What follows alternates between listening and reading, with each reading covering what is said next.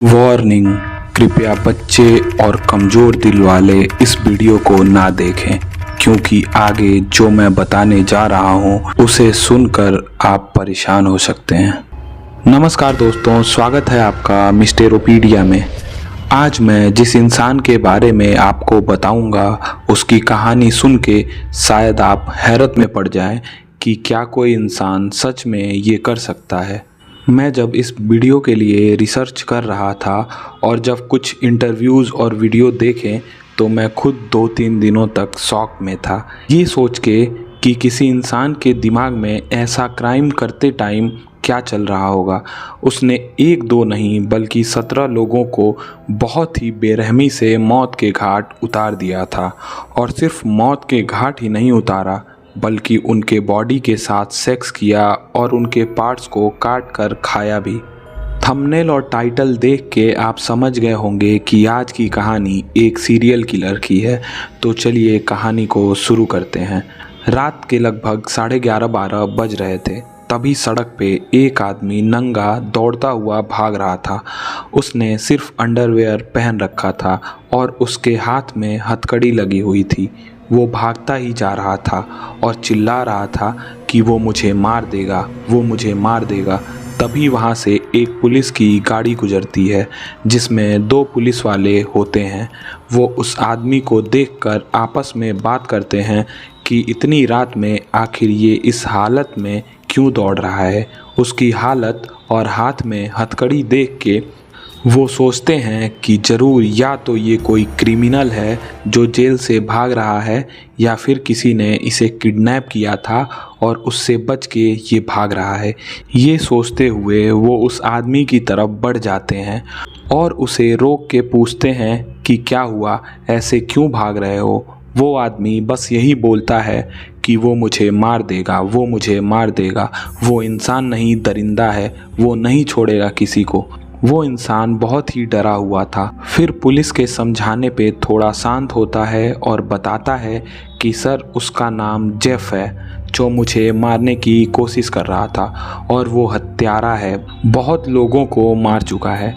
Police वाले उससे पूछते हैं कि कहाँ मिलेगा वो हत्यारा, हमें वहाँ ले चलो। वो आदमी डरता हुआ पुलिस वालों को north 25th street apartment number 213 में ले जाता है। रूम के बाहर से पुलिस वाले डोरबेल बजाते हैं। तभी गेट को एक बंदा ओपन करता है। उसने चश्मा लगा रखा था।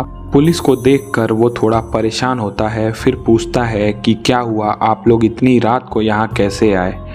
और पीछे वो हथकड़ी वाले इंसान को देखकर सब समझ जाता है कि आखिर माजरा क्या है। पुलिस वाले उससे पूछते हैं कि क्या तुम ही जेफ हो। वो इंसान बोलता है जी हाँ, मैं ही जेफ हूँ, जेफरी डामर।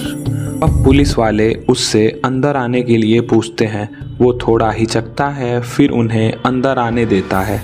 लेकिन हथकड़ी वाला इंसान जिसका नाम ट्रेसी एडवर्ड था वो अंदर जाने से मना कर देता है। वो बोलता है कि आप जाओ, मैं यहीं सेफ हूँ। फिर पुलिस जैसे ही रूम में घुसती है उन्हें एक अजीब सी बदबू आने लगती है। जब वो जेफ से पूछते हैं कि ये बदबू कैसी है तो वो बोलता है कि उसने खाने के लिए मीट रखा था बट वो ख़राब हो गया है जिसके वजह से ये बदबू आ रही है। पुलिस वाले जैसे जैसे अंदर जाते हैं बदबू बढ़ती ही जाती है। बदबू फ्रिज की तरफ से आ रही थी। पुलिस वाले फ्रिज को देख के उसे खोलते हैं बट उन्हें उसमें कुछ नहीं दिखता, बस कुछ सॉस की बोतल और कुछ डब्बे थे जिसमें मीट रखा था जो सड़ चुका था। उसके बाद एक पुलिस वाला बेडरूम में बढ़ता है। वो रूम बहुत ही गंदा था और उसमें ऐसा लग रहा था जैसे तुरंत ही साफ सफाई की गई हो। फिर वो पुलिस वाला टेबल के ड्रॉर को खोलता है जिसमें कुछ फ़ोटोज़ पड़ी थी। उन फ़ोटोज़ को देख के उसके होश उड़ जाते हैं, फेस का एक्सप्रेशन चेंज हो जाता है।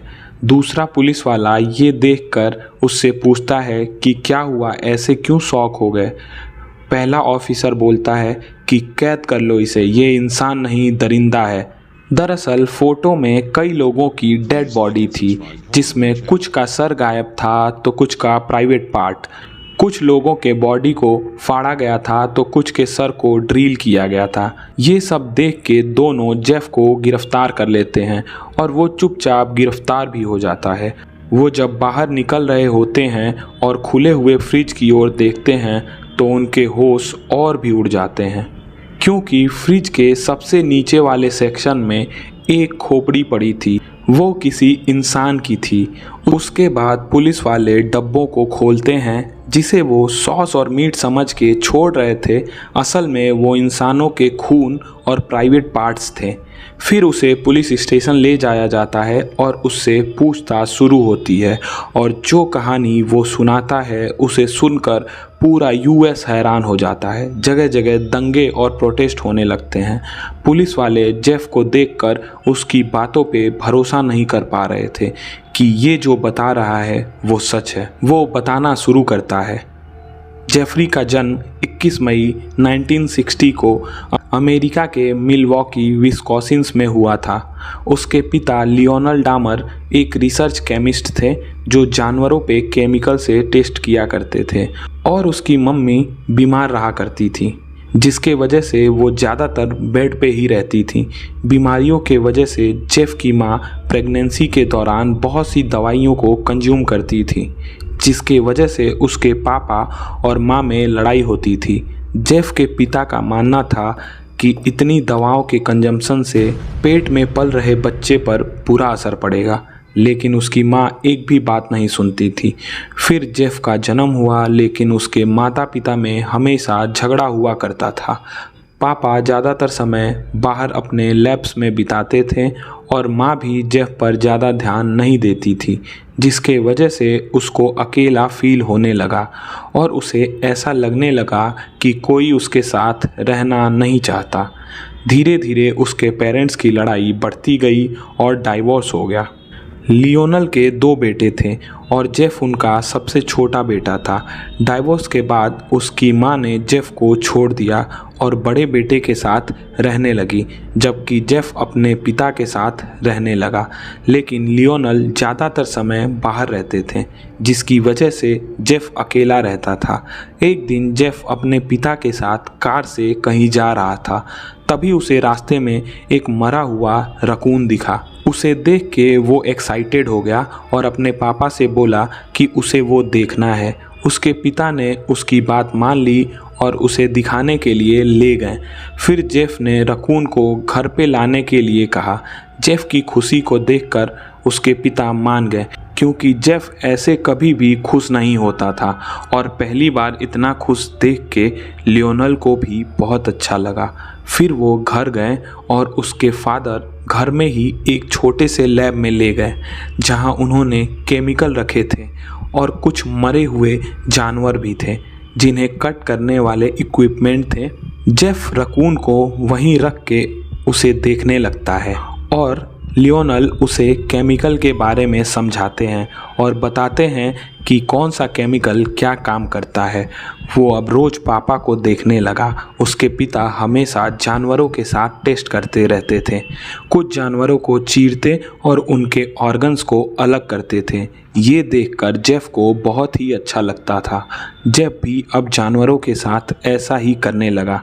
आए दिन लैब में मरे हुए रकून, तितलियां और छोटे जानवरों को लाता, उन्हें चीरता, उनके ऑर्गन निकाल लेता और केमिकल में डाल देता। ये देख के उसके पिता को लगने लगा कि जेफ को भी इन रिसर्च में मज़ा आ रहा है, लेकिन उन्हें क्या पता था कि ये बचपन का खेल आगे चलकर एक दरिंदे को जन्म देगा।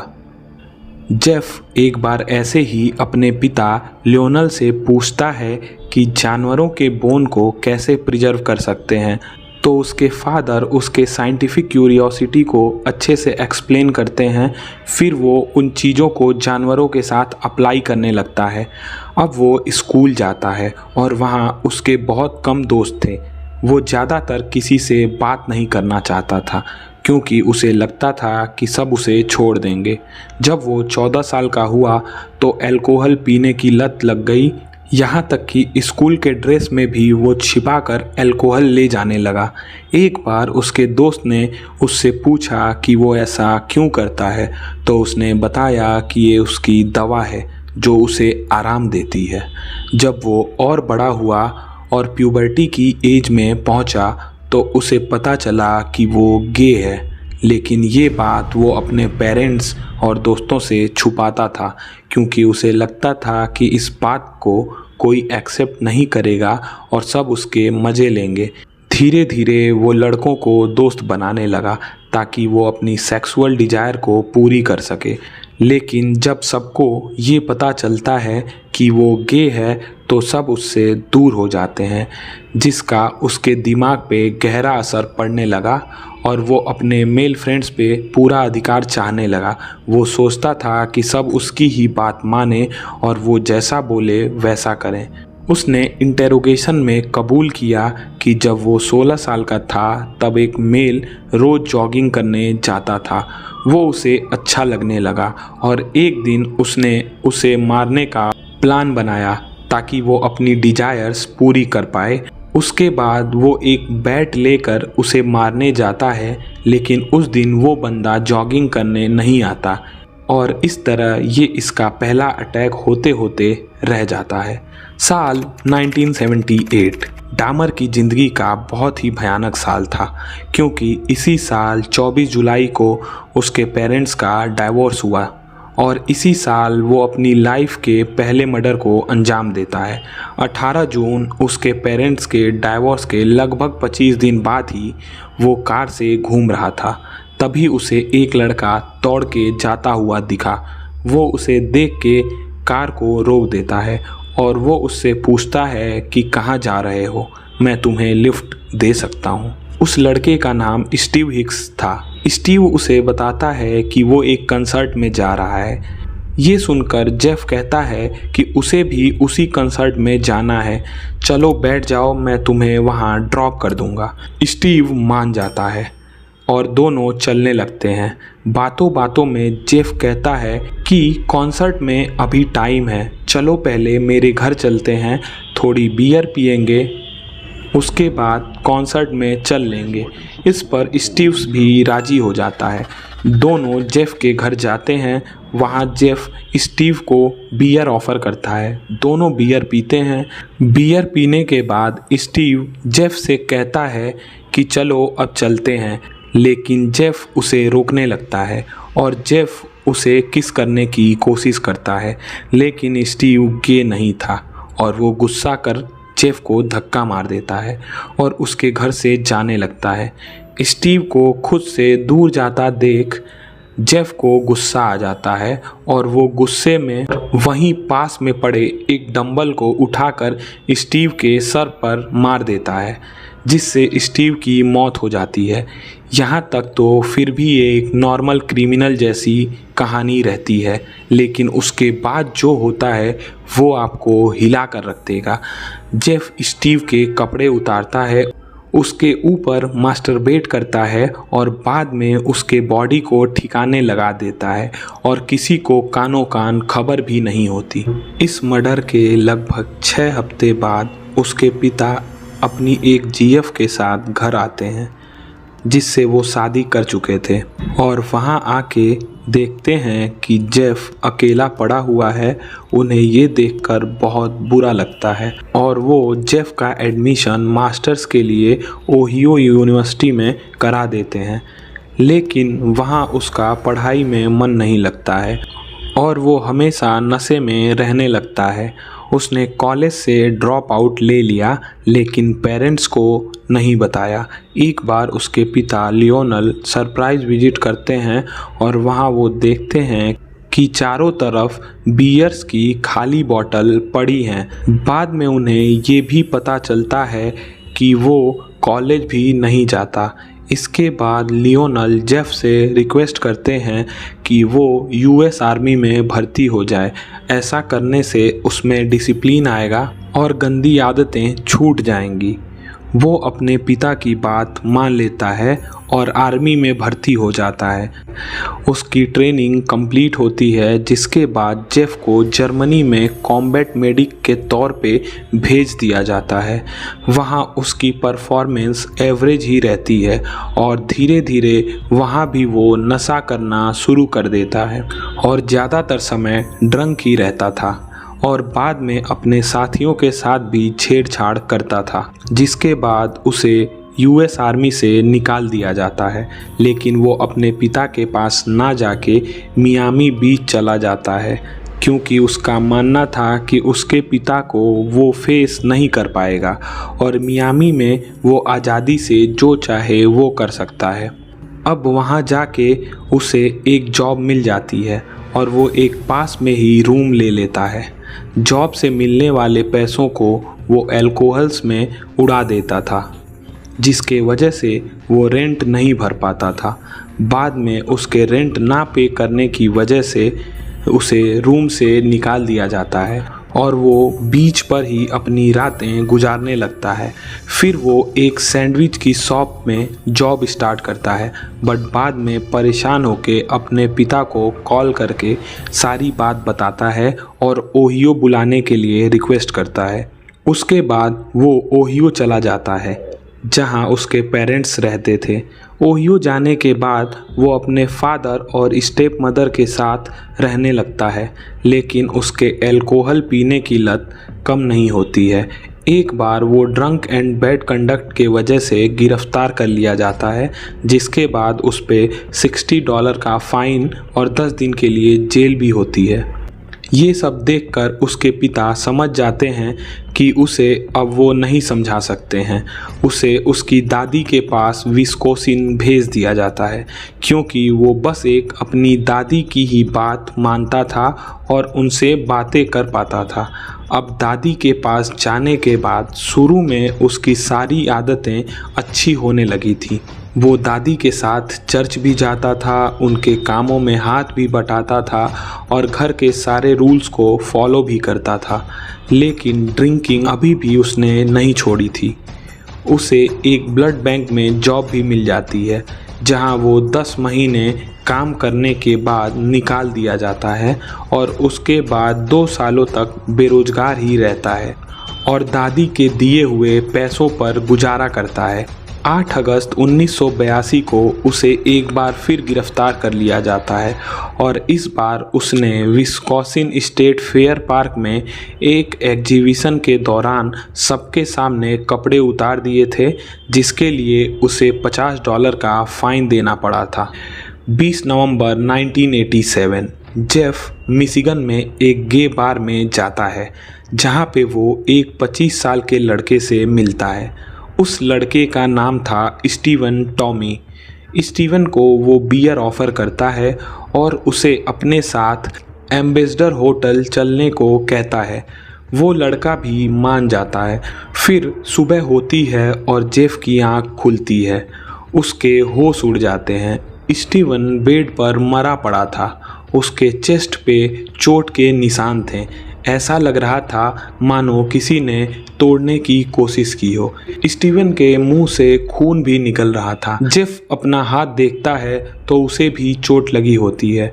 जेफ पुलिस वालों को बताता है कि उसका इरादा स्टीवन को मारने का नहीं था, बस वो उसके साथ अपने सेक्सुअल डिजायर्स को पूरा करना चाहता था और उसके साथ सोना चाहता था। लेकिन उसकी डेथ कैसे हो गई ये उसे याद नहीं।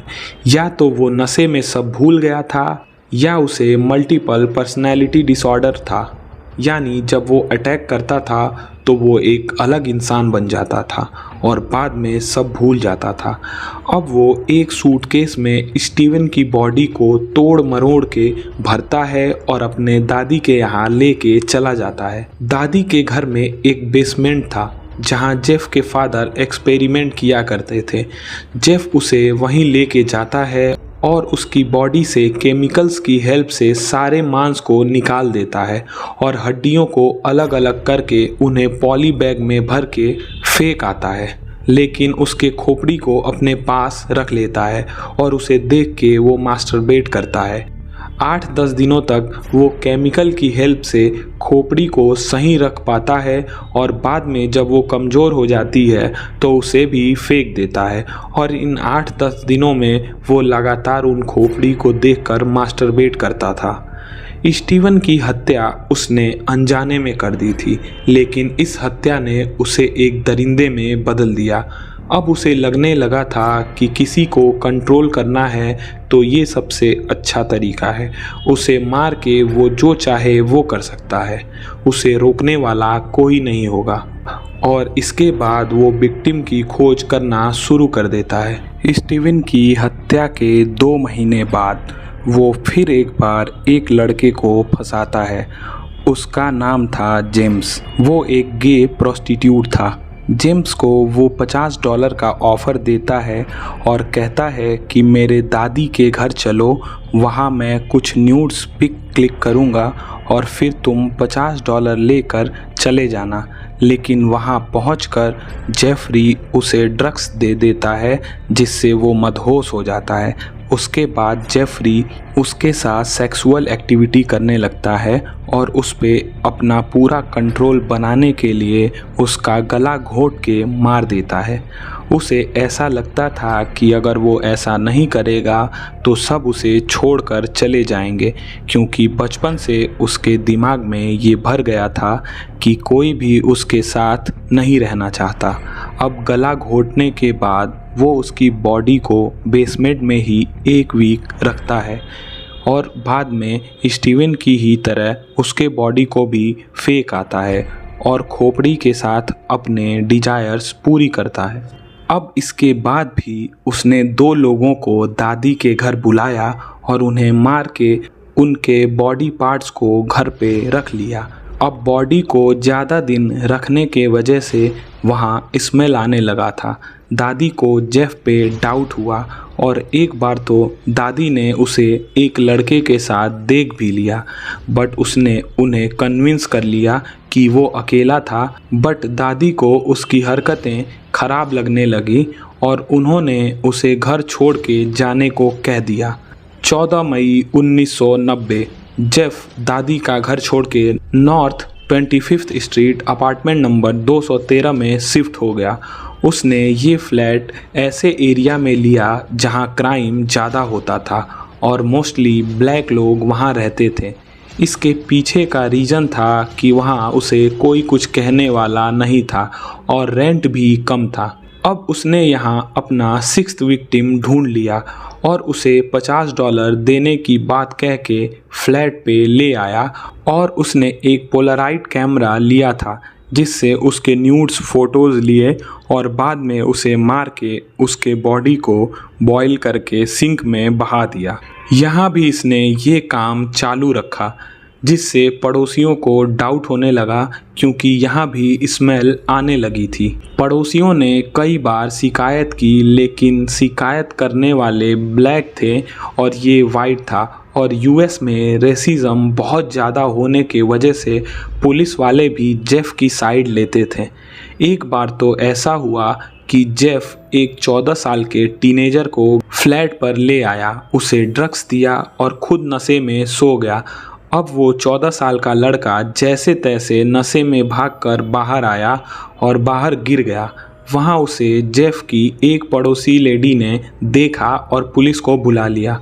पुलिस जैसे ही आई जेफ भी वहाँ आ गया और उसने कहा ये मेरा बॉयफ्रेंड है और नशे में है, मैं इसे अंदर लेकर जाता हूँ। उस औरत को पहले से जेफ पे शक था। उसने कहा ये बच्चा अभी नाबालिग लग रहा है, ये बीएफ नहीं हो सकता। बट जेफ ने उसकी एज 19 बताई और वो लड़का जिसका नाम कोनेराग था वो नशे में होने के वजह से कुछ बता नहीं पाया। जेफ ने उसके साथ ली गई न्यूड फोटोज़ को पुलिस के सामने दिखाया और पुलिस जेफ की बात मान गई और कोनारेक को जेफ के साथ भेज दिया। उसके बाद लेडी ने कई बार पुलिस को कॉल किया कि उसके घर के बगल से आवाज़ आ रही है, ऐसा लग रहा है कि कोई चिल्ला रहा है, प्लीज़ देखो। वो बच्चा ठीक है या नहीं, लेकिन पुलिस ने उसे इग्नोर कर दिया। बाद में उस बातचीत की रिकॉर्डिंग भी वायरल हुई जो पुलिस और महिला के बीच हुई थी। ये रिकॉर्डिंग आज भी आपको YouTube पे मिल जाएगी। जेफ ने इस बार बर्बरता की सारी हदें पार कर दी थी। उसने कोनारेक के सर में ड्रिल मशीन से होल कर दिया, वो भी जब वो जिंदा था, और उसके बाद उसमें केमिकल डालने लगा। बाद में जब पुलिस उससे पूछताछ कर रही थी तो उसने बताया कि वो एक एक्सपेरिमेंट कर रहा था जिसमें वो ज़ॉम्बीज़ बनाना चाहता था जो उसके कंट्रोल में रहें। इस वजह से उसने ड्रिल करके उसके दिमाग में केमिकल डाला, लेकिन वो इसमें फेल रहा। बाद में उस लड़के की बॉडी को भी डिस्पोज कर दिया, बस उसका सिर रख लिया था। इसके बाद उसने कई लोगों को मौत के घाट उतारा। अब आता है उसके अंतिम विक्टिम की बारी। जुलाई 22, 1991 वो एक बार में गया और 3 लोगों को उसके साथ बियर पीने और न्यूड फोटो के लिए इनवाइट किया और बोला कि बदले में वो $100 देगा। 2 लोगों ने उसके साथ जाने से मना कर दिया, लेकिन ट्रेसी एडवर्ड मान गया और वो जेफ के साथ उसके फ्लैट चला गया। वहाँ जैसे ही वो अंदर गया, फ्लैट की हालत देख परेशान हो गया। उसे गंदी स्मेल आ रही थी। वो वहाँ रुकना नहीं चाहता था, बट उसे जेफ ने बियर पिलाना शुरू कर दिया और खुद भी पीने लगा, और अपना घर दिखाने के बहाने से उसने धीरे से ट्रेसी के हाथ में हथकड़ी डाल दी, लेकिन वो एक हाथ में ही पहना पाया। जेफ भी नशे में था। उसने चाकू निकाल लिया और ट्रेसी को धमकाने लगा कि कपड़े उतारो वरना यहीं मार दूंगा। ट्रेसी डर कर उसकी बात मानने लगा और वो जैसा बोलता गया वो वैसा करता गया, लेकिन अचानक जेफ की आंख लग गई और ट्रेसी भागने में कामयाब हो गया। वो नंगे ही रात 12 बजे के करीब डर के रोड पे भाग रहा था और उसे पुलिस वाले मिल गए, जिसके बाद जेफ गिरफ्तार हो गया। अब उसे पुलिस कस्टडी में रखा गया। पूछताछ होने लगी। उसने सारी गलती कबूल कर ली और एक एक मर्डर के बारे में पुलिस को बता दिया। उसने टोटल 17 लोगों को मारे थे और इस बात का उसके मन में बहुत गिल्ट था। और उसने ये भी बताया कि बीच में उसने खुद पे कंट्रोल पाने की बहुत कोशिश की और कुछ सालों तक एक भी मर्डर नहीं किया, लेकिन वो खुद पर काबू नहीं रख पाता था और बाद में उसने सारे हत्याओं को अंजाम दिया। जब उसके पापा और उसके वकील उसे बचाने के लिए उसे पागल साबित करने की कोशिश कर रहे थे, तो उसने उन्हें मना कर दिया और बोला कि अब इसे यहीं ख़त्म हो जाने दो, ये सब मेरे मरने के बाद ही ख़त्म हो सकता है। और वो कड़ी से कड़ी सज़ा पाना चाहता था। उसने यहाँ तक बोल दिया था कि उसे इलेक्ट्रिक चेयर की सज़ा दी जाए। इलेक्ट्रिक चेयर सबसे क्रूर सज़ाओं में से माना जाता है, जिसमें मुजरिम को एक इलेक्ट्रिक चेयर पे बिठाकर शॉक दिया जाता है और शॉक के कारण मुजरिम की मौत हो जाती है। उस पे 15 मर्डर के चार्जेस प्रूफ हो गए, जिसके लिए उसे 15 आजीवन कारावास की सज़ा हुई, जिसका मतलब था कि लगभग 900 साल की सज़ा। अब वो जेल में सुधरने की कोशिश करने लगा और अब वो जेल में बाइबल पढ़ने लगा। कुछ लोग उसे लेटर लिखा करते थे, उनका रिप्लाई दिया करता था, साथ ही साथ उसे जो काम मिलता वो कर देता। अब यूएस में ये खबर जैसे ही फैली तो लोगों में आक्रोश छा गया, क्योंकि जेफ वाइट था और उसने ज़्यादातर ब्लैक लोगों को मारा था। और पुलिस ने लगातार सूचना देने के बाद भी जो लापरवाही दिखाई थी, उससे ब्लैक लोगों का गुस्सा फूट गया और जगह जगह आंदोलन होने लगे। और जेफ कुछ लोगों के बीच में फेमस भी हो गया। जो लोग ब्लैक से नफ़रत करते थे वो जेफ को बहुत ही ज़्यादा आदर देने लगे, उसे लेटर लिखा करते थे, उसे पैसे दिया करते थे और उसका जवाब पाने के लिए पागल रहते थे। अब वो दिन आता है जब जेफ की हत्या कर दी जाती है। नवंबर 28, 1994 डेली असाइन हुए काम को करने के लिए जेफ अपनी सेल से बाहर निकला और उसके साथ उसके 2 साथी और भी थे जिनका नाम एंडरसन और क्रिस्टोफर था। 20 मिनट बाद ही कुछ शोर की आवाज़ आई। सब दौड़ के देखने गए तो डामर नीचे ज़मीन पर पड़ा था और उसके सर से खून निकल रहा था। उसके दूसरे साथी एंडरसन के साथ भी ऐसा ही हुआ था। उन्हें एक रॉड से क्रिस्टोफर ने मार दिया था। अब जल्दी जल्दी में उसे हॉस्पिटल ले जाया गया, लेकिन जेफ को डॉक्टर ने मरा हुआ घोषित कर दिया। जेफ के मरने के 2 दिन बाद ही एंडरसन की भी मौत हो गई। बाद में क्रिस्टोफर से जब पूछा गया कि उसने ऐसा क्यों किया तो उसने बताया कि उसे ऐसा करने के लिए भगवान ने ऑर्डर दिया था, इसीलिए उसने जेफ को मार डाला और एंडर्स उसे बचा रहा था, इसलिए एंडरसन को भी मार डाला। क्रिस्टोफर ने एक बात और बताई जिसने सबको चौंका दिया। उसने बताया कि जेफ चाहता तो बच जाता, लेकिन जब मैं उसे मार रहा था तो उसने खुद बोला कि मुझे मार दो, मुझे जिंदा नहीं रहना है। और ऐसे हुआ एक नरभक्षी का अंत। इसके मरने के बाद भी ब्लैक लोगों में इतना खौफ था कि बहुत सारे ब्लैक लोगों को तो रात में सपने में जेफ आता था और वो उसके नाम से कांप जाते थे। पुलिस ने अगर थोड़ी सी भी सतर्कता दिखाई होती तो जेफ कब का पकड़ा जा चुका होता और कई लोगों की ज़िंदगी बच जाती।